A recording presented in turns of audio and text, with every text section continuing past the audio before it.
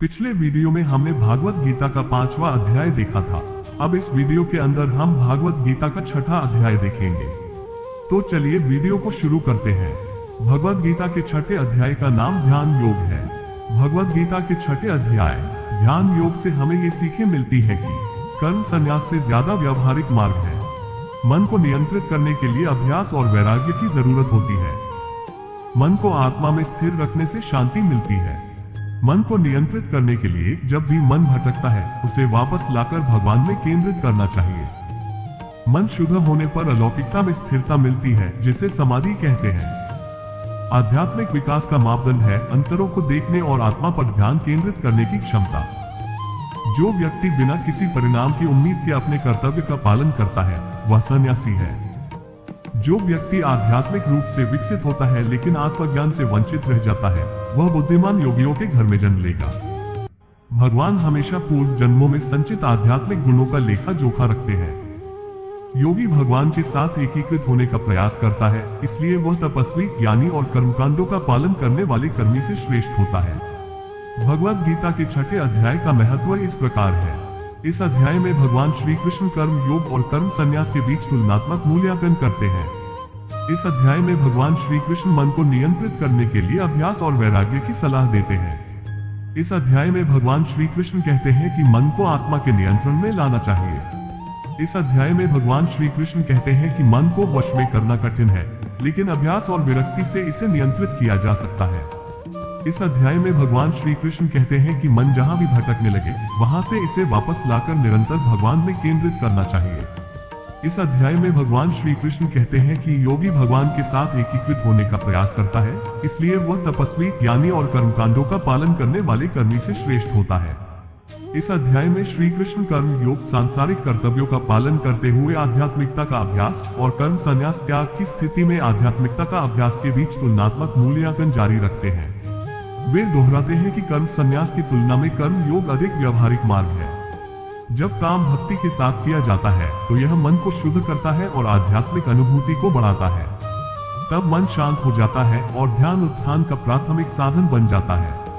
योगी ध्यान के माध्यम से मन पर विजय पाने का प्रयास करते हैं, क्योंकि एक प्रशिक्षित मन सबसे अच्छा मित्र होता है, जबकि एक अप्रशिक्षित मन आध्यात्मिक साधक के लिए सबसे बड़ा दुश्मन हो सकता है।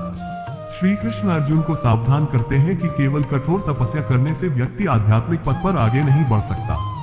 इसलिए भोजन, नींद, काम, मनोरंजन आदि जैसी बुनियादी आवश्यकताओं में भी संयम बनाए रखना चाहिए। इसके बाद श्री कृष्ण योग साधना या मन को ईश्वर से जोड़ने की आध्यात्मिक प्रक्रिया के बारे में बताते हैं।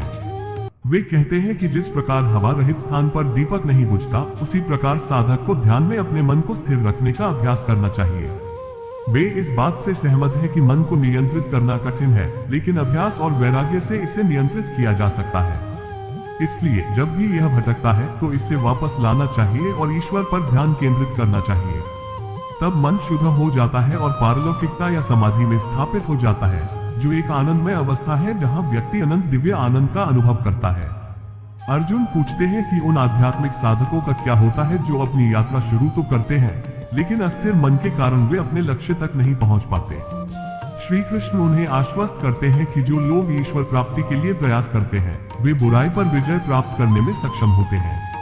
ईश्वर हमारे पिछले जन्मों के सभी संचित आध्यात्मिक गुणों का लेखा जोखा रखते हैं और भविष्य के जन्मों में उनकी बुद्धि को पुनः जागृत करते हैं। इस तरह वे अपनी यात्रा वहीं से जारी रख सकते हैं जहां से उन्होंने छोड़ा था, और अपने पिछले जन्मों के संचित पुण्यों की मदद से अपने वर्तमान जीवन में योगी ईश्वर की ओर तेजी से बढ़ते हैं।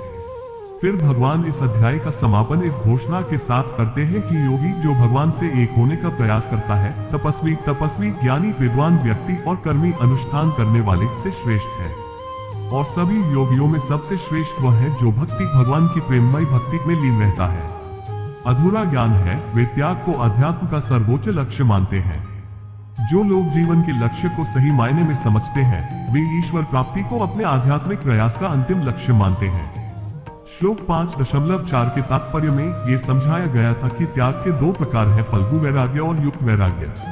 फल्गु वैराग्य वह है जहां सांसारिक वस्तुओं को माया, भौतिक ऊर्जा की वस्तुओं के रूप में देखा जाता है और इसलिए उनका त्याग कर दिया जाता है, क्योंकि वे आध्यात्मिक प्रगति के लिए हानिकारक है। युक्त वैराग्य वह है जहां हर चीज को भगवान से संबंधित माना जाता है और इसलिए उनकी सेवा में उपयोग करने का इरादा है।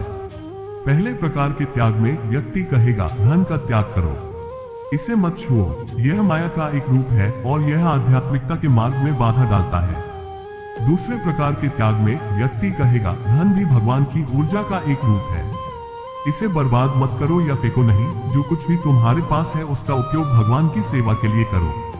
फल्गु वैराग्य अस्थिर होता है और आसानी से संसार के प्रति आसक्ति में बदल सकता है। फल्गु नाम भारत के बिहार राज्य के गया शहर में एक नदी से आया है। फल्गु नदी सतह के नीचे बहती है, ऊपर से ऐसा लगता है जैसे पानी नहीं है, लेकिन अगर आप कुछ फीट खोदें तो आपको नीचे धारा दिखाई देगी। इसी तरह कई लोग संसार को त्याग कर मठों में रहने चले जाते हैं, केवल ये जानने के लिए कि कुछ वर्षों में त्याग गायब हो गया है और मन फिर से संसार में आसक्त हो गया है। उनकी निर्लिप्तता ही फल्गु वैराग्य थी। संसार को कष्टदायक और दुखद पाकर वे मठ में शरण लेकर इससे दूर जाना चाहते थे, लेकिन जब उन्हें आध्यात्मिक जीवन भी कठिन और कष्ट साध्य लगा तो वे अध्यात्म से भी विमुख हो गए। फिर कुछ ऐसे भी हैं जो ईश्वर के साथ अपना प्रेम पूर्ण संबंध स्थापित करते हैं, उनका त्याग युक्त वैराग्य है। वे आमतौर पर कठिनाइयों का सामना करने पर भी यात्रा जारी रखते हैं। इस श्लोक की पहली पंक्ति में श्री कृष्ण कहते हैं कि सच्चा सन्यासी वह है जो योगी है, अर्थात जो प्रेम पूर्वक सेवा करते हुए अपने मन को भगवान के साथ एकाकार कर रहा है। दूसरी पंक्ति में श्री कृष्ण कहते हैं कि भौतिक इच्छाओं का त्याग किए बिना कोई योगी नहीं हो सकता। यदि मन में भौतिक इच्छाएं हैं तो वह स्वाभाविक रूप से संसार की ओर भागेगा। चूंकि मन को ही भगवान के साथ एकाकार होना है, ये तभी संभव है जब मन सभी भौतिक इच्छाओं से मुक्त हो। इस प्रकार योगी होने के लिए व्यक्ति को भीतर से सन्यासी होना चाहिए, और कोई व्यक्ति तभी सन्यासी हो सकता है जब वह योगी हो। जो आत्मा योग में पूर्णता की आकांक्षा रखती है, उसके लिए आसक्ति रहित कर्म ही साधन कहा गया है। जो मुनि योग में पहले से ही उन्नत है, उसके लिए ध्यान में शांति ही साधन कही गई है। परमेश्वर ने कहा, जो लोग अपने कर्मों के फल की इच्छा किए बिना निर्धारित कर्तव्यों का पालन करते हैं, वे ही वास्तविक सन्यासी और योगी हैं, न कि वे लोग जिन्होंने केवल अग्निहोत्र यज्ञ जैसे यज्ञ करना छोड़ दिया है या शारीरिक गतिविधियों का परित्याग कर दिया है। जिसे सन्यास कहा जाता है वह योग से भिन्न नहीं है, क्योंकि सांसारिक इच्छाओं का त्याग किए बिना कोई भी योगी नहीं बन सकता। जो आत्मा योग में सिद्धि की अभिलाषा रखती है, उसके लिए आसक्ति रहित होकर कर्म करना ही साधन कहा गया है। जो मुनि योग में उन्नत हो चुका है, उसके लिए ध्यान में स्थित शांत होना ही साधन कहा गया है। जब कोई व्यक्ति न तो इंद्रिय विषयों में और न ही कर्मों में आसक्त होता है, तो ऐसा व्यक्ति योग विज्ञान में उन्नत कहा जाता है, जिसने कर्मों के फलों की समस्त इच्छाओं का त्याग कर दिया है। अपने मन की शक्ति के माध्यम से स्वयं को ऊपर उठाओ, न कि स्वयं को नीचा दिखाओ, क्योंकि मन स्वयं का मित्र भी हो सकता है और शत्रु भी। जो योगी मन पर विजय प्राप्त कर लेते हैं, वे शीत और उष्णता, सुख और दुख, मान और अपमान के द्वंद्वों से ऊपर उठ जाते हैं। ऐसे योगी शांत रहते हैं और ईश्वर के प्रति अपनी भक्ति में दृढ़ रहते हैं। जो योगी ज्ञान और विवेक से संतुष्ट हैं तथा जिन्होंने अपनी इंद्रियों पर विजय प्राप्त कर ली है, वे सभी परिस्थितियों में अविचल रहते हैं। वे सब कुछ मिट्टी, पत्थर और सोना को एक समान देखते हैं। योगी जन शुभ चिंतकों, मित्रों, शत्रुओं, पुण्यात्माओं तथा पापियों सभी को निष्पक्ष दृष्टि से देखते हैं। जो योगी मित्र, सखा, शत्रु सभी के प्रति सम बुद्धि वाला, शत्रुओं तथा संबंधियों के प्रति तटस्थ तथा पुण्यात्मा तथा पापात्मा के बीच निष्पक्ष रहता है, वह मनुष्यों में श्रेष्ठ माना जाता है। जो लोग योग की अवस्था चाहते हैं, उन्हें एकांत में रहना चाहिए, नियंत्रित मन और शरीर के साथ निरंतर ध्यान में लगे रहना चाहिए तथा भोग विलास की इच्छाओं और संपत्ति से मुक्त होना चाहिए। योगाभ्यास करने के लिए किसी पवित्र स्थान पर पुष्प, मृगचर्म तथा वस्त्र को एक के ऊपर एक रखकर आसन बनाना चाहिए। आसन न तो अधिक ऊंचा होना चाहिए और न ही अधिक नीचा। इस आसन पर दृढ़ता से बैठकर योगी को अपने मन को एकाग्रचित होकर ध्यान में केंद्रित करके सभी विचारों और गतिविधियों को नियंत्रित करके शुद्ध करने का प्रयास करना चाहिए। उसे शरीर, गर्दन और सिर को एक सीधी रेखा में मजबूती से पकड़ना चाहिए और आंखों को इधर उधर भटकने न देते हुए नाक की नोक पर ध्यान केंद्रित करना चाहिए। इस प्रकार शांत, निर्भय और अविचल मन से तथा ब्रह्मचर्य व्रत में दृढ़ रहकर सतर्क योगी को चाहिए कि वह मुझ में ही ध्यान करे और मुझे ही अपना परम लक्ष्य समझे। इस प्रकार मन को निरंतर मुझ में लीन रखता हुआ संयमित मन वाला योगी निर्वाण प्राप्त करता है और परम शांति में मुझ में स्थित रहता है। हे अर्जुन, जो लोग बहुत अधिक या बहुत कम खाते हैं, बहुत अधिक या बहुत कम सोते हैं, वे योग में सफलता प्राप्त नहीं कर सकते। लेकिन जो लोग खान पान और मनोरंजन में संयम रखते हैं, काम में संतुलित रहते हैं और नींद में नियमितता रखते हैं, वे योगाभ्यास करके सभी दुखों को कम कर सकते हैं। पूर्ण अनुशासन के साथ वे मन को स्वार्थी लालसाओं से हटाकर उसे आत्म कल्याण पर केंद्रित करना सीखते हैं। ऐसे व्यक्तियों को योग में स्थित कहा जाता है तथा वे इंद्रियों की सभी लालसाओं से मुक्त होते हैं। जिस प्रकार वायु रहित स्थान में दीपक नहीं टिमटिमाता, उसी प्रकार योगी का अनुशासित मन परमात्मा के ध्यान में स्थिर रहता है। जब योगाभ्यास द्वारा भौतिक कार्यों से संयमित मन शांत हो जाता है, तब योगी शुद्ध मन के माध्यम से आत्मा को देखने में सक्षम हो जाता है और वह आंतरिक आनंद में रमण करता है। योग की उस आनंदमय अवस्था में, जिसे समाधि कहते हैं, मनुष्य परम असीम दिव्य आनंद का अनुभव करता है और इस अवस्था में स्थित होकर मनुष्य कभी भी शाश्वत सत्य से विचलित नहीं होता। उस स्थिति को प्राप्त कर लेने पर मनुष्य किसी भी उपलब्धि को बड़ा नहीं समझता। इस प्रकार स्थित होकर मनुष्य बड़ी से बड़ी विपत्ति में भी विचलित नहीं होता। दुख से वियोग की उस अवस्था को योग कहते हैं। इस योग का अभ्यास निराशा से मुक्त होकर दृढ़ निश्चय के साथ करना चाहिए। संसार के विचारों से उत्पन्न होने वाली समस्त इच्छाओं का पूर्णतया त्याग करके मन द्वारा इंद्रियों को सब ओर से रोक लेना चाहिए।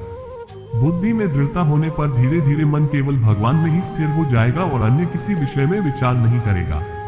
जब भी और जहां भी मन अशांत और अस्थिर हो, उसे वापस लाना चाहिए और निरंतर ईश्वर पर ध्यान केंद्रित करना चाहिए।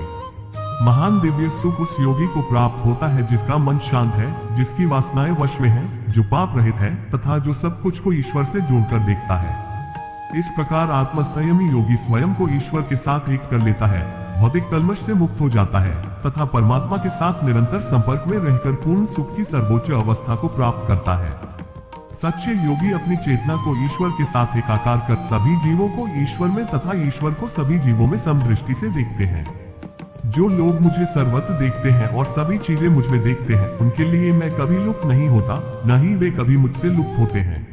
जो योगी मेरे साथ एकता में स्थित है और समस्त प्राणियों में स्थित परमात्मा के रूप में मेरी पूजा करता है, वह समस्त प्रकार के कार्यों में संलग्न होने पर भी मुझ में ही स्थित रहता है। मैं उन्हें पूर्ण योगी मानता हूँ जो सभी जीवों की सच्ची समानता देखते हैं और दूसरों के सुख दुख को अपने सुख दुख के समान मानते हैं।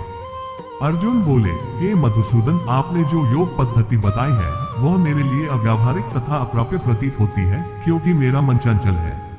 हे कृष्ण, मन बड़ा चंचल, अशांत, बलवान और हठी है।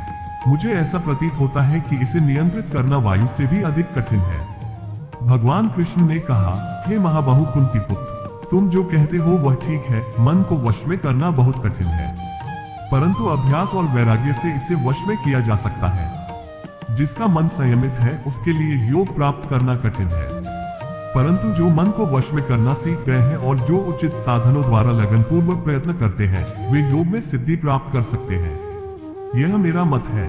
अर्जुन ने कहा, उस असफल योगी का क्या भाग्य है जो श्रद्धा के साथ मार्ग प्रारंभ करता है, किंतु अस्थिर मन के कारण पर्याप्त प्रयास नहीं करता और इस जीवन में योग के लक्ष्य तक पहुंचने में असमर्थ हो जाता है। हे महाबाहु कृष्ण, क्या ऐसा व्यक्ति जो योग से विचलित हो जाता है, वह भौतिक और आध्यात्मिक दोनों ही सफलताओं से वंचित नहीं हो जाता और दोनों लोकों में स्थानहीन होकर टूटे हुए बादल के समान नष्ट नहीं हो जाता? हे कृष्ण, कृपया मेरा ये संदेह पुनर्तः दूर कर दीजिए, क्योंकि आपके अतिरिक्त ऐसा कौन कर सकता है। परम प्रभु ने कहा, हे पार्थ, जो व्यक्ति आध्यात्मिक मार्ग पर चलता है उसका इस लोक में या परलोक में कभी विनाश नहीं होता। मेरे प्रिय मित्र, जो व्यक्ति ईश्वर प्राप्ति के लिए प्रयत्नशील रहता है वह कभी भी बुराई से पराजित नहीं होता। असफल योगी मृत्यु के पश्चात पुण्यात्माओं के लोक में जाते हैं। वहां अनेक युगों तक रहने के पश्चात वे पुनः पृथ्वी पर ही पुण्यात्मा और समृद्ध लोगों के परिवार में जन्म लेते हैं। अन्यथा यदि उन्होंने योग के दीर्घ अभ्यास के कारण वैराग्य प्राप्त कर लिया हो तो वे दिव्य ज्ञान से संपन्न परिवार में जन्म लेते हैं। ऐसा जन्म इस संसार में प्राप्त करना बहुत कठिन है। हे कुरुवंशियों, ऐसा जन्म पाकर वे अपने पूर्व जन्मों के ज्ञान को पुनः जागृत कर लेते हैं तथा योग सिद्धि के लिए और भी अधिक प्रयत्न करते हैं। वास्तव में वे अपने पिछले अनुशासन के बल पर अपनी इच्छा के विरुद्ध भी ईश्वर की ओर आकर्षित होते हैं। ऐसे साधक स्वाभाविक रूप से शास्त्रों के कर्मकांडीय सिद्धांतों से ऊपर उठ जाते हैं। अनेक पूर्व जन्मों के संचित पुण्यों के साथ जब ये योगी आगे प्रगति करने के लिए ईमानदारी से प्रयास करते हैं तो वे भौतिक इच्छाओं से शुद्ध हो जाते हैं और इसी जीवन में पूर्णता प्राप्त कर लेते हैं। योगी तपस्वी से श्रेष्ठ है, ज्ञानी से श्रेष्ठ है और कर्मी से भी श्रेष्ठ है। इसलिए हे अर्जुन, योगी बनने का प्रयास करो। समस्त योगियों में से जिनका मन सदैव मुझ में लीन रहता है और जो बड़ी श्रद्धा के साथ मेरी भक्ति में लगे रहते हैं, उन्हें मैं श्रेष्ठ मानता हूँ। ये था भगवत गीता का छठा अध्याय। अगर आपको यह वीडियो अच्छी लगी हो, वीडियो को लाइक करें और चैनल को सब्सक्राइब करें। मिलते हैं भागवत गीता के 7वें अध्याय में।